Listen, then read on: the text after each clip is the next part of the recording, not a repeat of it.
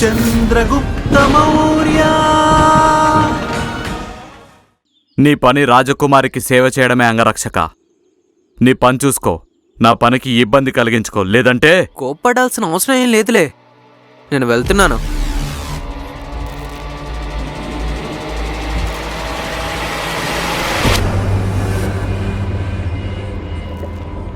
దాసి, ఈ దాసి ఎక్కడికెళ్ళింది? దాసి, నేనిక్కడే ఉన్నాను.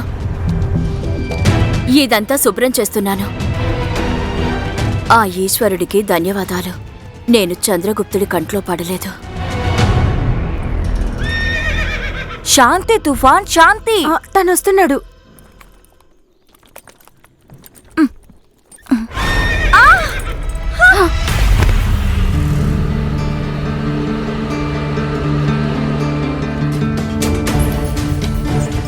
ఎవరికి ఈదడం తెలీదో వాళ్ళకి సముద్రంలో మునగడం మంచిది కాదు.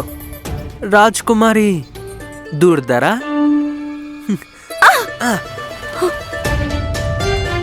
ఒకవేళ మీకు గుర్రపు స్వారీ రాకుంటే అలాంటప్పుడు మీరు ఇక్కడేం చేస్తున్నారు చెప్పండి?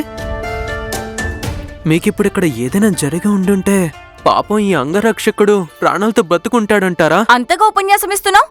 నువ్వు ఈ గుర్రం మీద స్వారీ చేసి చూపించు, అప్పుడు నమ్ముతాను.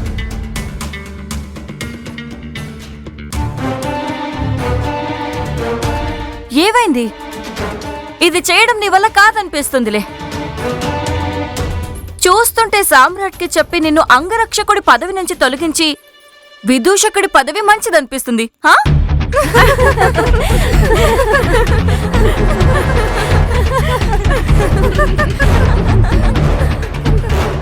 నేను ఈ గుర్రం మీద స్వారీ చేయడమే కాదు, ఎలా నియంత్రణలో పెట్టాలో కూడా చూపిస్తాను. మాటలు ఎన్నైనా చెప్పొచ్చు, చేసి చూపించు.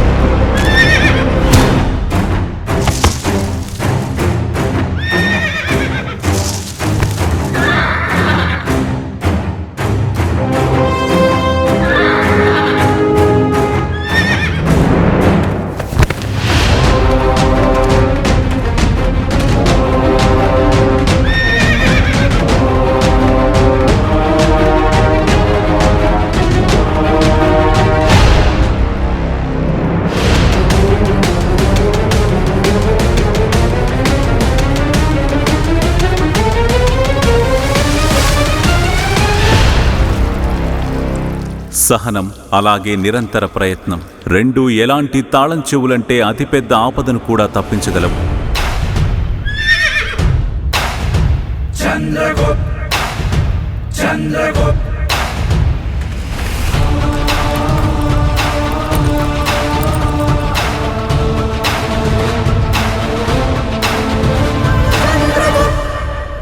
నేనిప్పుడు దీని మీద ఎలాగో ఎక్కేశాను కాబట్టి అలాగే నాదొక పని పూర్తి చేసుకుని రమ్మంటారా? వస్తాను, మళ్ళీ కలుద్దాం.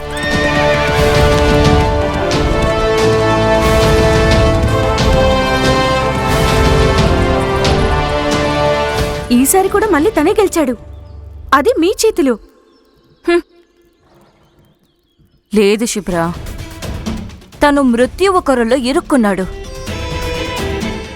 దాని ఫలితం ఎలా ఉండబోతుందో తనకి తెలీదు.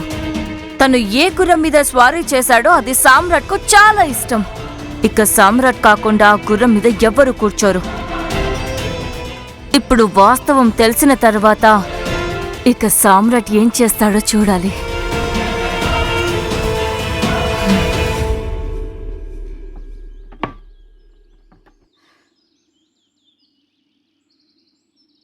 నువ్వా?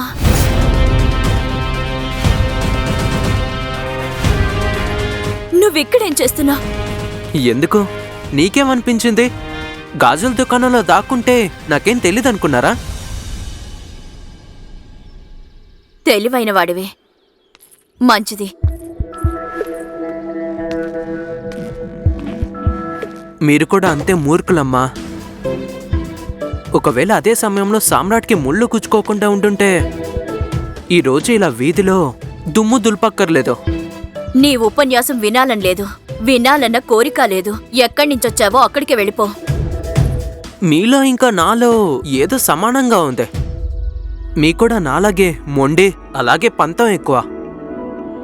సరే, నన్ను సాయం చేయనివ్వండి. వద్దొద్దు, ఇది నేను ఒక్కదాన్నే చెయ్యాలి. ఒకవేళ ధనానందుడికి తెలిస్తే? ఆయనకెవరు చెప్తారు?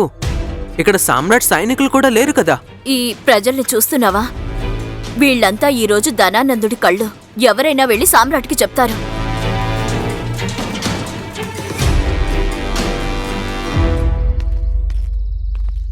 నేను చంద్రగుప్తుని.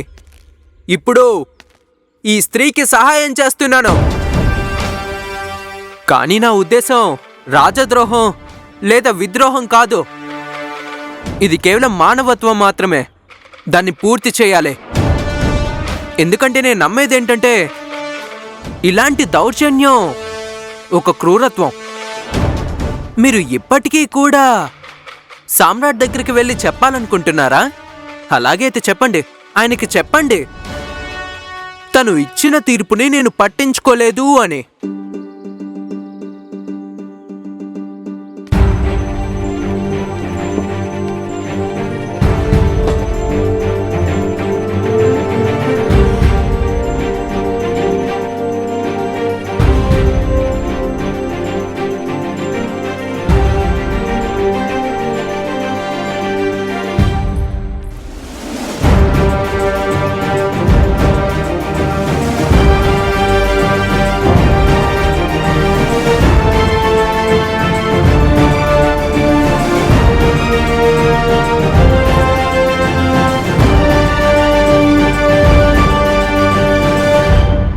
ఇక చాలే, ఎక్కువైంది. నువ్వెలా కూర్చో. అయ్యో అమ్మా, ఇక్కడ పనంతా పూర్తయిపోతే నేను ఇక్కడే ఎందుకు ఉంటాను? నేను మొండిదాన్నని నువ్వే కదా అన్నావు. ఇప్పుడు నా మాట విని నువ్వు అక్కడ కూర్చుంటేనే గాని నేను ఒప్పుకోను. సరే, కూర్చుంటానులే. నీకు ఆకలిస్తుందనుకుంటా, కొంచెం తిను.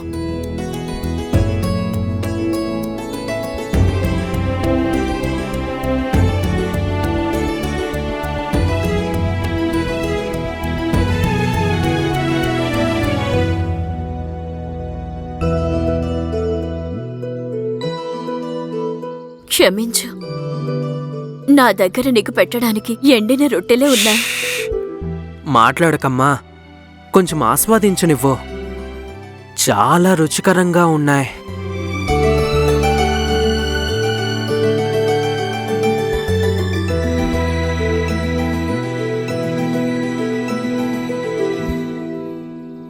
మీరు మీ కొడుకుని తలుచుకుంటే ఈ రొట్టెలన్నీ చేసుంటారు కదమ్మా.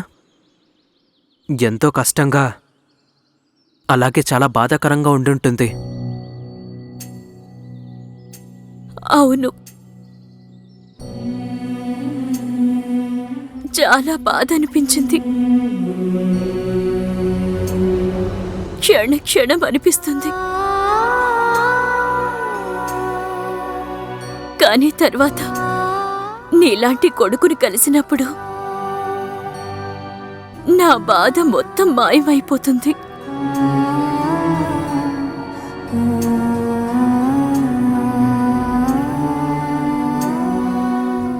అలాగే అమ్మా, ఒక విషయం చెప్పు. ఇక్కడ ఇన్ని ఏర్పాట్లన్నీ ఎవరి కోసం? గుర్తుంచుకోండి, మీకేదైనా ముఖ్య సమాచారం దొరకగానే మీరు ఆలస్యం చేయకుండా దాన్ని చంద్రగుప్తుడి ద్వారా నా దగ్గరికి చేరవేయాలి.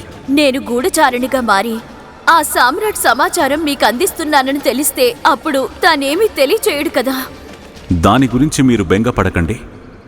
చంద్రగుప్తుడి మనసులో ప్రశ్నలు తలెత్తకుండా అందుకు నేను ఏర్పాట్లు చేశాను.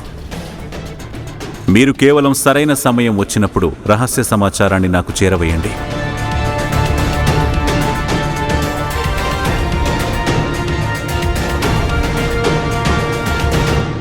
ధనానందుడికి ప్రత్యేకమైన శత్రువెవరో రాబోతున్నారు. ఎవరో విదేశీ శత్రువు. మన సామ్రాట్ చాలా విచిత్రంగా ఉన్నాడు. మన ప్రజల్ని ఇలా అంటే చంపేస్తాడు. కానీ తన శత్రువు కోసం ఇంత చేస్తున్నాడా? పారా హుషార్, పారా హుషార్! సేనాపతి భద్రసార వస్తున్నారు.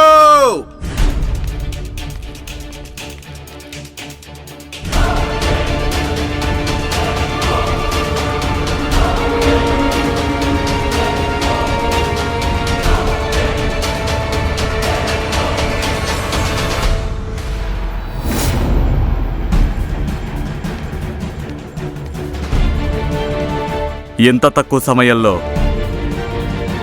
ఇంత అలంకరణ ఎలా? ఇది ఒక్క దాసి వల్ల అయ్యే పని కాదు. ఎవరదే?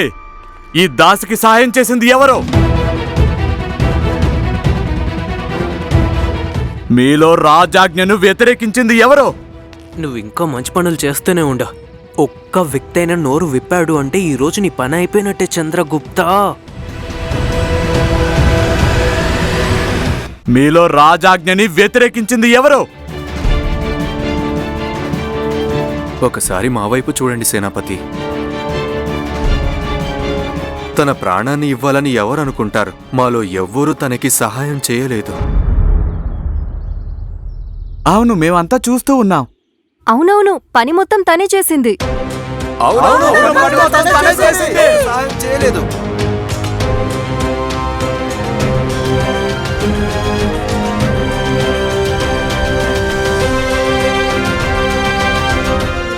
పద మిత్రమా, రాజ్కుమారి మన కోసం వేచి చూస్తుందనుకుంటా. పద.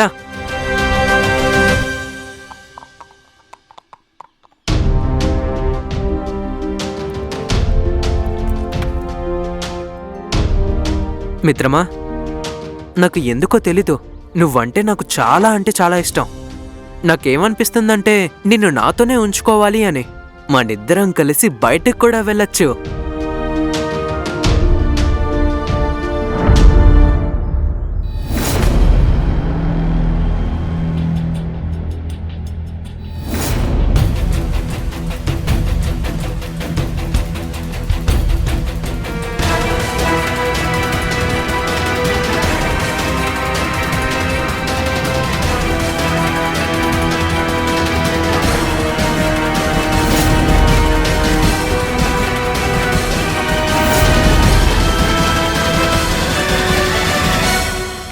చూసావా అన్నయ్య, ఇదే కదా నేను మీకు చెప్పాను. తను మీ తుఫాన్ మీద కూర్చొని వెళ్ళిపోయాడు, అది కూడా ఎవరి అనుమతి లేకుండా.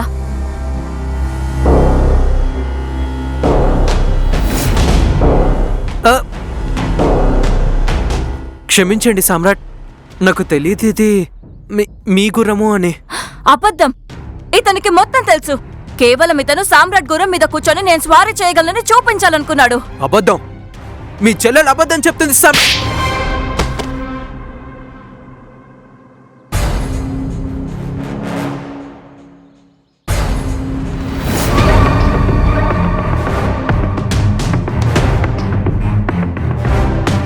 ఒక చెంప దెబ్బతో నిజం మారిపోదు సామ్రాట్.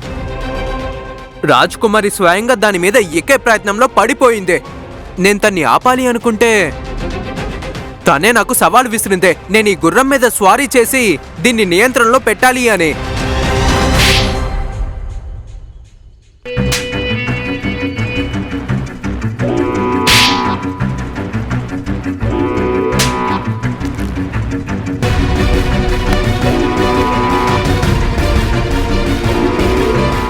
ఒక్కసారి, కేవలం ఒక్కసారి తన్ని అడగండి, తను నాకు సవాలు విసిరిందా లేదా అని.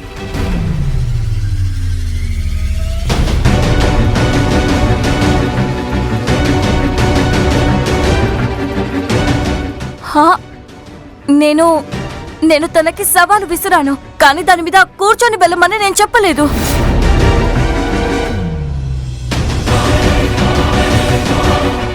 నువ్వు భయపడవా? నన్ను చూసి, నీ మృత్యువును చూసి?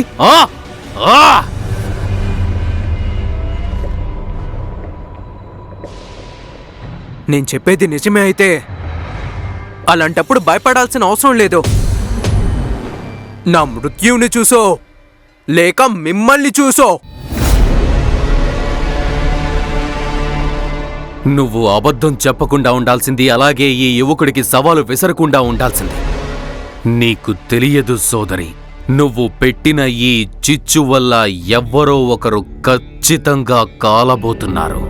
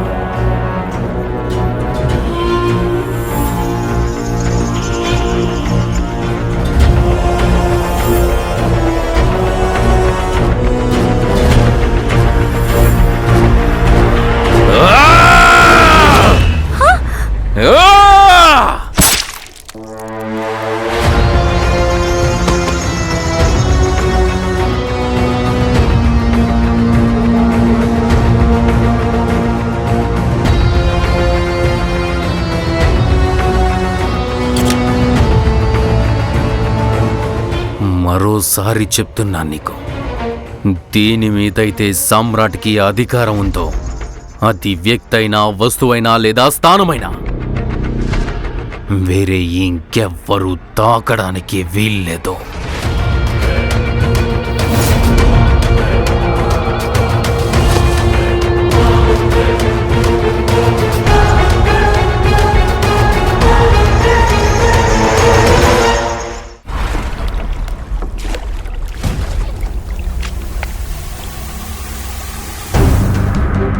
నువ్వంటే నాకు చాలా అంటే చాలా ఇష్టం. నాకేమనిపిస్తుందంటే నిన్ను నాతోనే ఉంచుకోవాలి అని. మనిద్దరం కలిసి బయటకు కూడా వెళ్ళొచ్చు.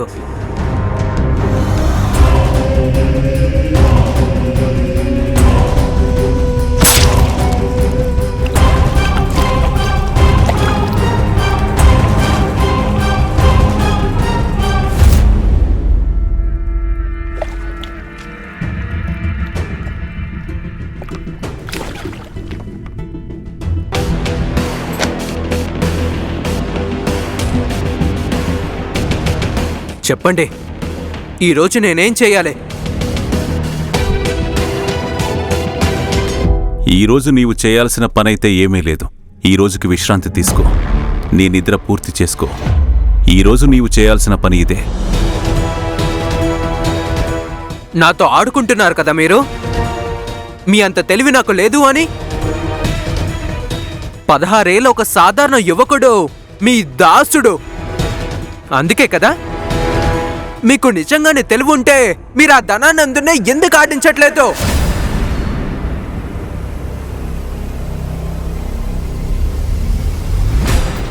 తను నా కళ్ళ ముందే ఒక తల్లి నుంచి తన కొడుకుని దూరం చేసేశాడు. న్యాయం అడగడానికి వచ్చినందుకు తన్ని చంపకుండా ప్రాణాలతోనే ముంచేశాడు. వెళ్ళి ఆ సామ్రాట్తో నువ్వు తలపడు. ఆ సామ్రాట్ తను ఒక్క క్షణంలోనే తనకి ఇష్టమైన గుర్రాన్ని తన చేతులతోనే చంపేశాడు. ఎందుకంటే ఒక సేవకుడు దాన్ని ముట్టుకున్నాడు అని. మీరు ఇలా మాత్రం చెప్పకండి మీకు సాయం చేసే వాళ్ళు లేరు అని. లేకపోతే ఇదిగో ఈ గూఢాచారే మీకు కావాల్సిన పనులు చెయ్యట్లేదు అని.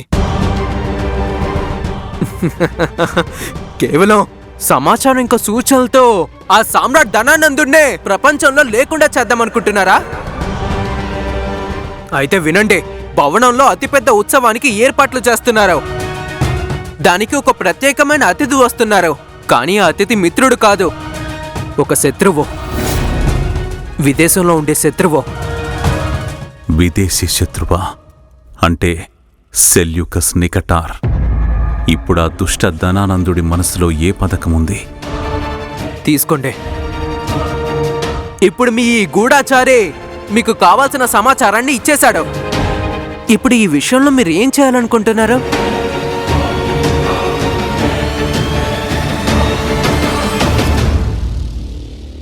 నీవొక అసాధ్యమైన పనిని సాధించాల్సి ఉంటుంది చంద్రగుప్త. ఇది నీ జీవితంలోని అన్నిటికంటే పెద్ద సవాలుతో నిండిన అధ్యాయం.